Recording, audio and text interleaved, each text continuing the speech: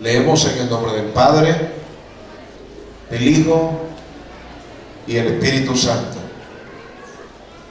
Dice el versículo 4 y el 5: ciertamente llevó Él nuestras enfermedades y sufrió nuestros dolores, y nosotros le tuvimos por azotado, por herido de Dios y abatido. Mas Él herido fue por nuestras rebeliones, molido por nuestros pecados. El castigo de nuestra paz fue sobre Él, y por sus llagas fuimos nosotros curados. Siéntese, hermanos. Hace unos 740, 750 años antes de Cristo, si hoy nosotros tenemos aproximadamente 2000 años, este libro se escribió hace 2740 o 50 años. Le estoy hablando de 2750 años que se escribe este libro. Nicaragua no existía, no se había descubierto todavía Centroamérica ni Suramérica. No sabemos las condiciones en que estaban nuestros países, pero la verdad es que Américo Vespucio vino allá antes de Cristóbal Colón a descubrir América, y en honor a él se le puso América, porque el nombre de él era Américo de Vespucio. Pero antes de eso, porque eso es moderno, estamos hablando de 500, 600 años, pero hablando, hermanos, de 2750 años. No nos podemos ni imaginar nosotros cómo estaban nuestros países, y yo no creo que sus abuelos ni sus tatarabuelos ya hubiesen nacido. Yo creo que nosotros andábamos por aire, volando. Y a esa edad se escribió algo, cuando Jesús no había nacido. María, la Virgen, no había nacido. José no había nacido. Los padres de José y de María no habían nacido. Los abuelos de María y de José no habían nacido. Le estoy hablando de 2750 años aproximadamente. Se dio una profecía, y la profecía que se dio nadie la entendía. Muchos estudiosos de la Biblia pensaban que se refería a un pueblo que iba a sufrir, y que ese pueblo que iba a sufrir se llamaba el pueblo hebreo, los judíos, los israelitas. Y hoy en día, cuando uno va a Israel y habla con judíos, ellos siguen creyendo que lo que dice el capítulo 53 lo dice para el pueblo, lo dice por la nación, como que la nación iba a sufrir, iba a ser castigada, iba a ser herida. Pero cuando nosotros le hacemos un estudio a la palabra del Señor, después de tantos años, venimos a darnos cuenta que la Biblia no está hablando de un pueblo, está hablando de un personaje, está hablando de Jesús, el Hijo de Dios. Y está hablando que iba a venir un Señor, un Cristo, un hombre hecho Dios, un Dios hecho carne. ¿Cuántos alabamos al Señor? Y por eso es que el capítulo comienza diciendo: ¿quién ha creído a nuestro anuncio? ¿Y sobre quién se ha manifestado el brazo de Jehová? ¿Sobre quién? Nosotros nos damos cuenta que todas esas profecías se cumplen en Cristo.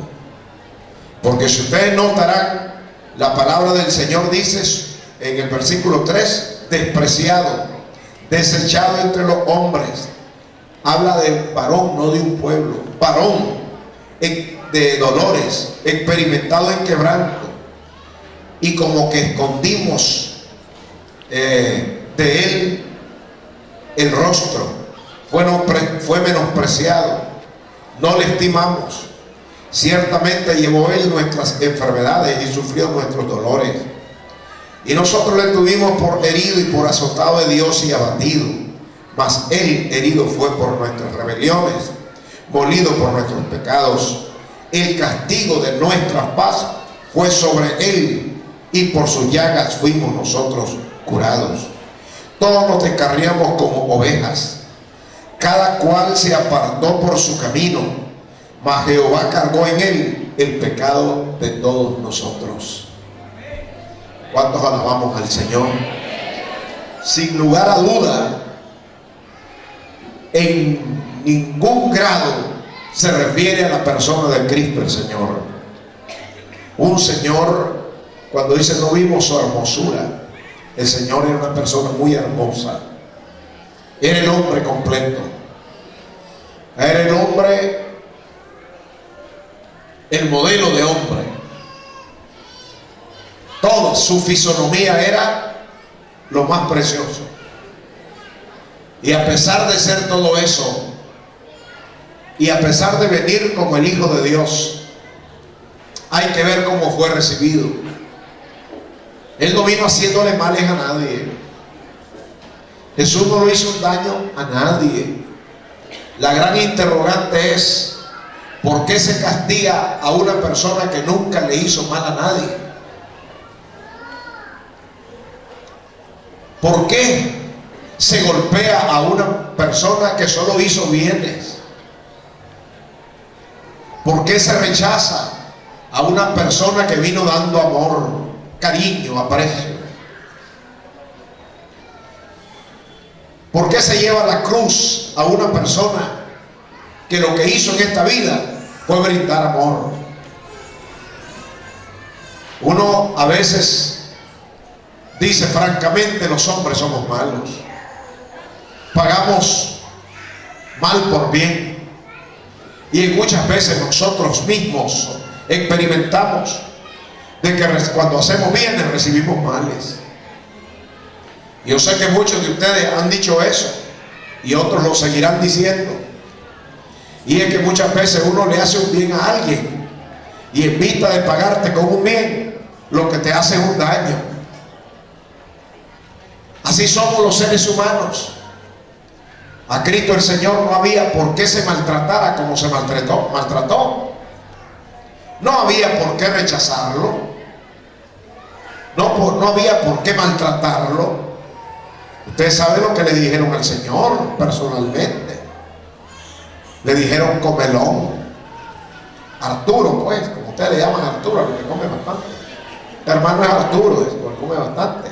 Con algunos que ya tenemos alguna cosita aquí por delante, entonces somos Arturos. ¿Verdad? El Señor le dijeron comilón, príncipe de los demonios, brujo, hechicero, engañador. ¿Qué más le dieron?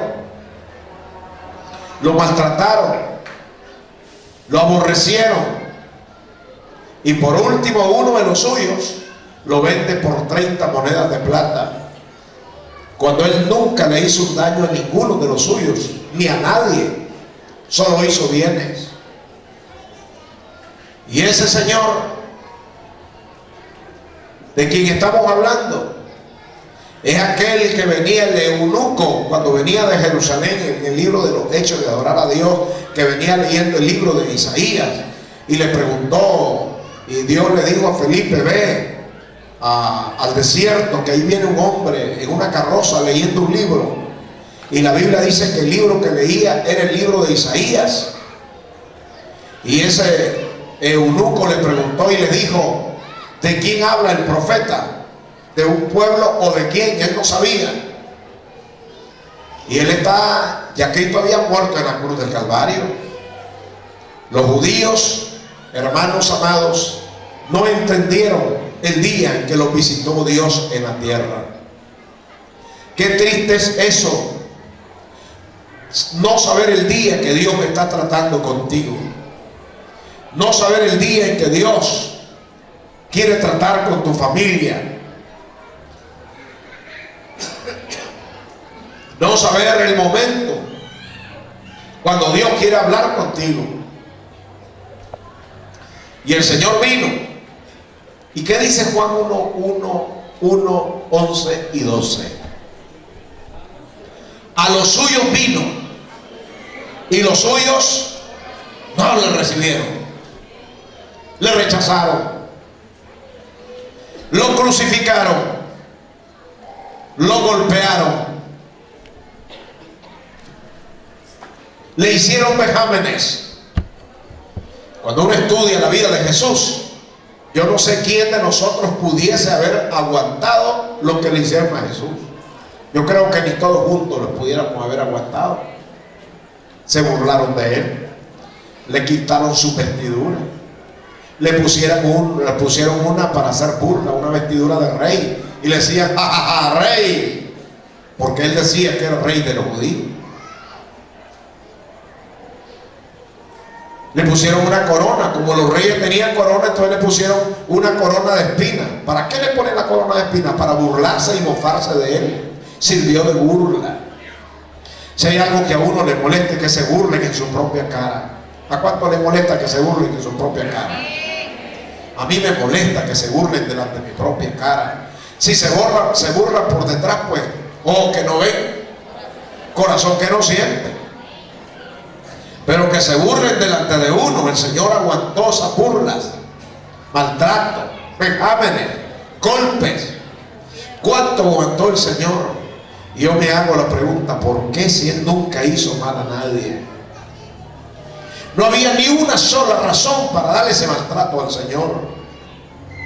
Pero estaba escrito en la palabra de Dios, la profecía que decía, mas Él herido fue por nuestras rebeliones, molido por nuestros pecados, el castigo de nuestra paz fue sobre Él, y por su llaga fuimos nosotros curados.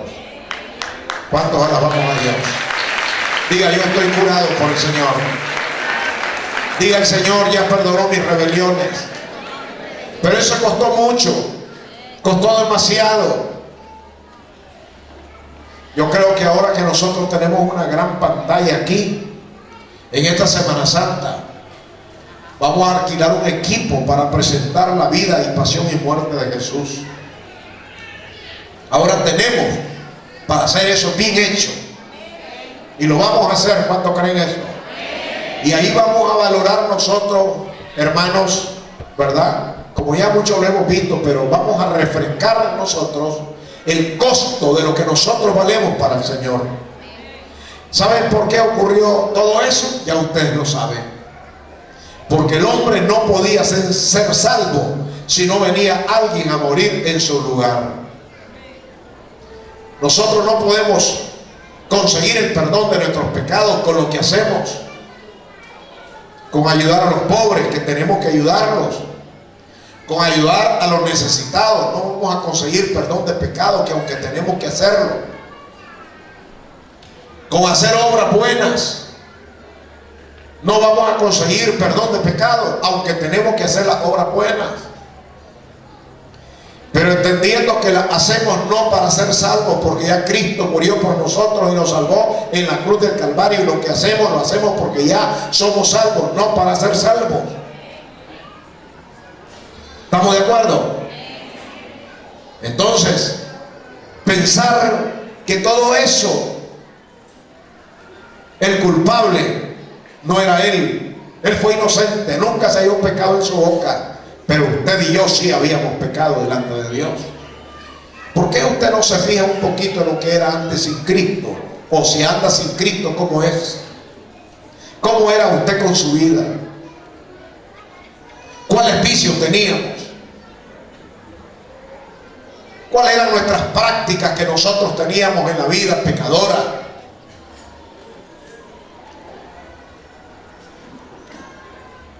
Si agradaba a Dios con lo que hacíamos. La Biblia dice en el libro de Romanos 6:23, por cuantos todos pecaron, están destituidos de la gloria de Dios. Todos estábamos llenos de pecado.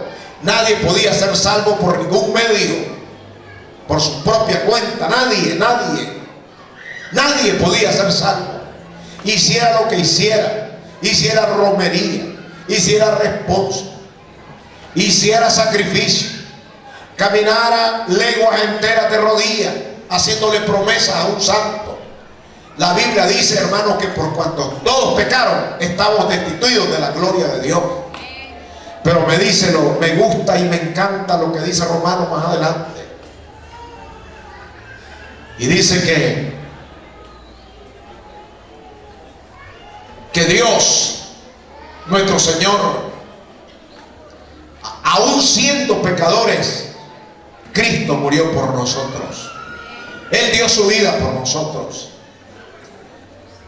Entonces la muerte de Cristo no es porque Él lo mereciera. La muerte de Cristo, si buscamos culpables, nosotros somos los culpables. Él nunca fue culpable, ni será culpable, nunca será culpable. Él fue el Cordero de Dios que vino a ofrecer su vida para rescatar nuestros pecados, nuestras vidas.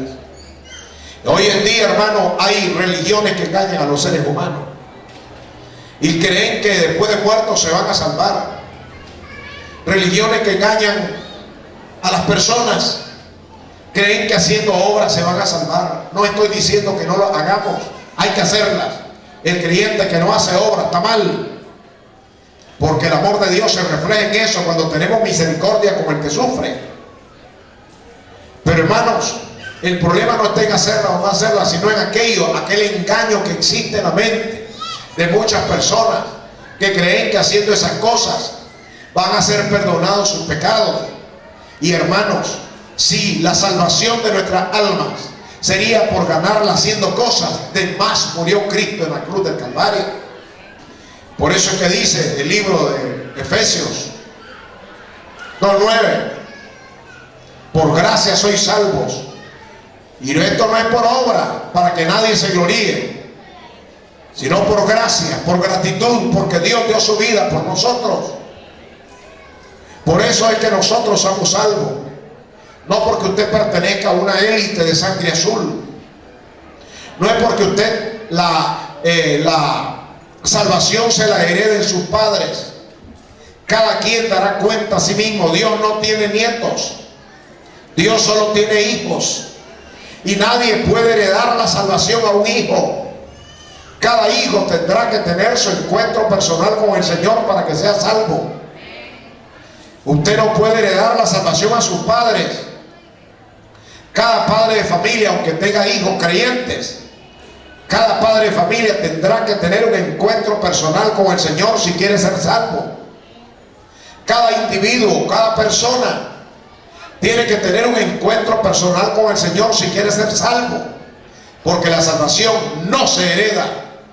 La salvación se recibe por fe, porque Cristo murió en la cruz del Calvario, y la persona que va a ser salva es aquella persona que reconoce que ha pecado delante de Dios y que necesita un Salvador, que necesita un Redentor, que necesita que alguien perdone su pecado. Y como yo no puedo perdonar tu pecado, pues la palabra de Dios dice que ningún hombre puede perdonar pecado. Por eso uno de los engaños más grandes que hubo en el año 450 en la iglesia primitiva, en el tiempo de la iglesia primitiva, cuando hicieron un dogma, la iglesia católica en el concilio de Trento, diciendo que el que se arrodille frente a un cura, su pecado iba a ser perdonado. Esa es la blasfemia más grande, hermano amado. La Biblia dice que solo Dios puede perdonar pecado.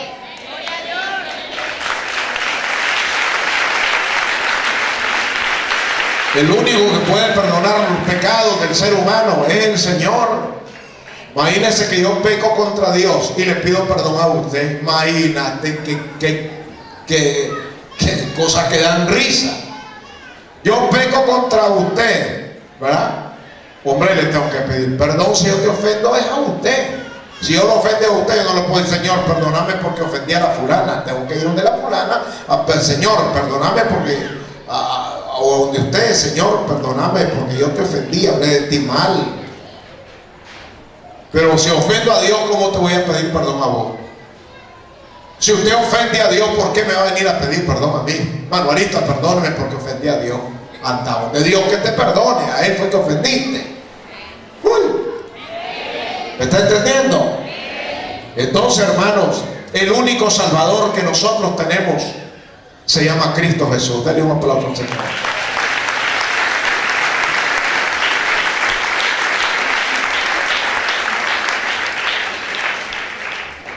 Entonces la muerte de Cristo no fue una casualidad. No fue que lo agarraron a él desprevisto. Él pudo haberse defendido, pero él venía a cumplir con ese sacrificio, que es lo que dice el versículo de oro de la Biblia. Ustedes saben que la Biblia tiene muchos, tantos y miles de versículos, pero hay uno de oro, y es el que dice: porque de tal manera amó Dios al mundo, que dio a su Hijo unigénito, para que todo aquel que en él cree no se pierda, mas tenga vida eterna.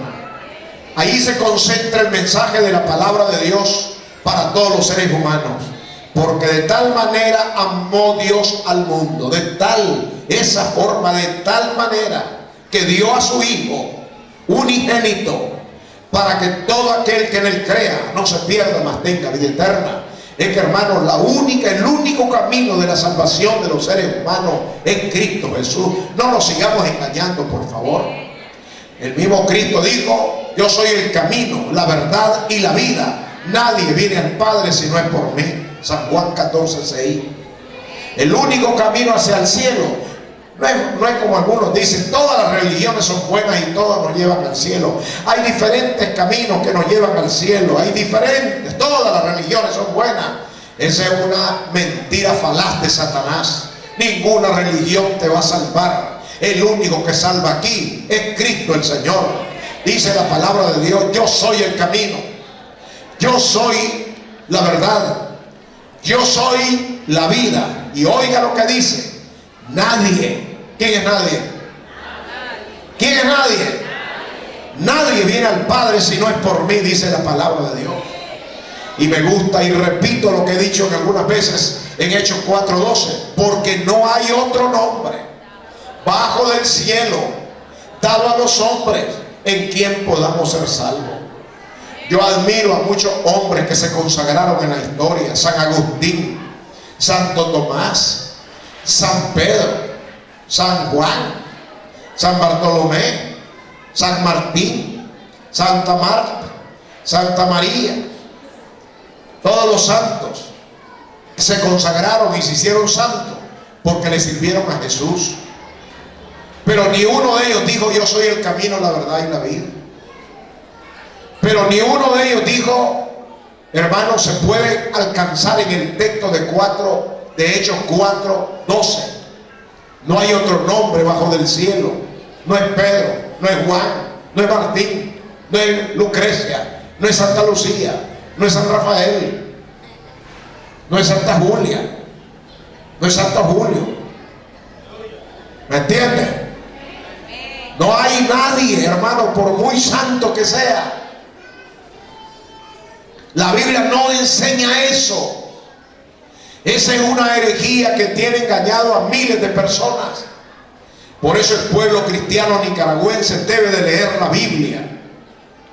Y por eso cada uno de nosotros debe estar bien metido en la palabra de Dios. Mire qué triste para una persona que muere engañada.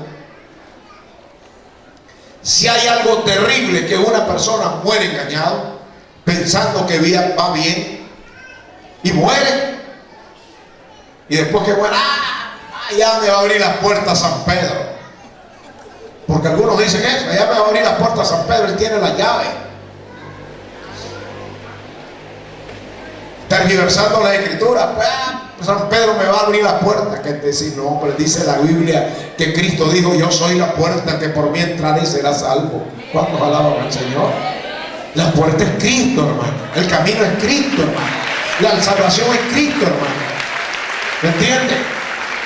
Algunos creen que cuando le digo: a ti, Pedro, te daré las llaves, piensan que lo que Pedro tiene son llaves para abrir puertas. Y algunos lo ponen así a San Pedro en algunos dibujos con una llave.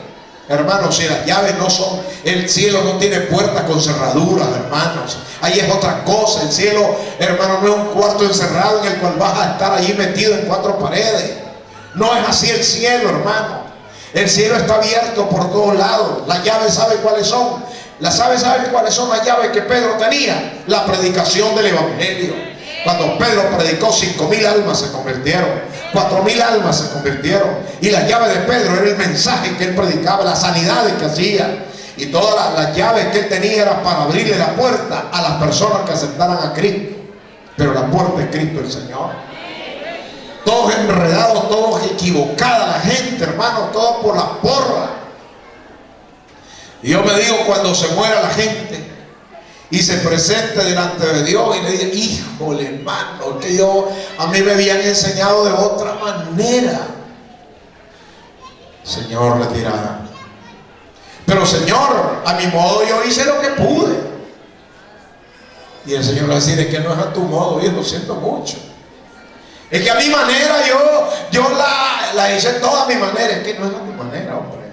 No es a tu manera, estás equivocado. No es como vos pensaste.